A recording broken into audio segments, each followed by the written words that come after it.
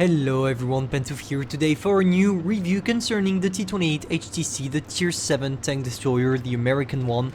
And oh boy, is it a good game. I did this in stream yesterday. For those of you who were here, you are probably going to be familiar with the replay. But still, I really wanted to use this replay right now because that's probably my best game I ever pulled out with this tank.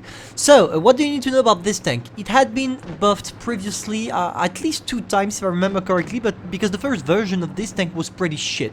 But Wargaming saw that the tank was weak and decided to buff it. And now it appears that the tank is...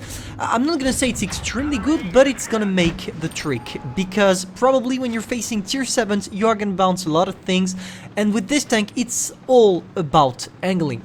So now, what are the pros and the cons? Of course, cons, we can start with the bad mobility, but for the pros you have an amazing gun and a good armor. That's all you need to know for pros and cons. Now, how do you want to play it? It's simple.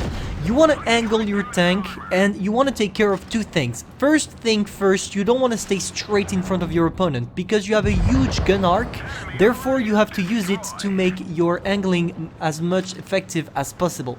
Now, second trick, when you come around a corner, and that's exactly how you want to play it, you always use your maximum gun angling.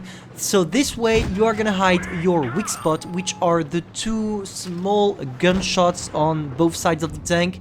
The 2 buttons. I don't remember the name in English. I have it in French, but not in English. But you feel me. You know what I'm talking about. Here I'm trying some side scrap and it worked. Now we have to deal with the IS. We made him bounce, and that's how you want to play this tank. You want to play it around corners. That's important. Don't try this tank in an open field. Don't try to stay right in front of your opponent. It's always about angling.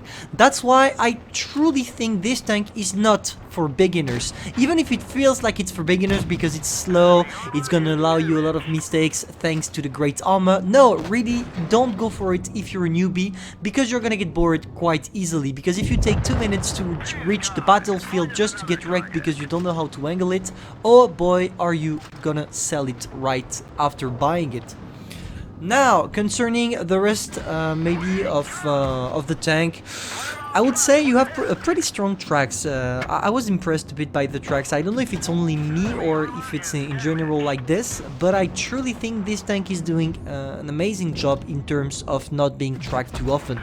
Now, of course, you need to take care of a couple of things. Concerning the back of your tank, you're not HE proof. You're going to take a lot of HE in the back if they have the possibility to get there, but that's... I'm not even mentioning it in the cons because that's logic. That's how every single American tanks in this game works. That's why we don't talk about it. Now, as you can see, I'm bouncing quite a lot of shells here, nearly, or no, even more than 2.1k, which is a lot for a tier 7. And we just have to deal with the Black Prince. Even if he does have the DPM, if the guy is not using any APCRs, he's not gonna go through us. We show up and we are gonna put him one in the side of the turret, taking our 4 kills and passing 5,000 damage. So yeah, clearly a tank I did not enjoy in the past and I didn't play it since the buff, but now I truly think it's worth it. Maybe the main problem I will have with this tank is that it's not making a lot of credits. As you can see, we only did 19,000 with premiums. Nah, that's not enough. With 5,000 games should be more than at least 100,000 credits.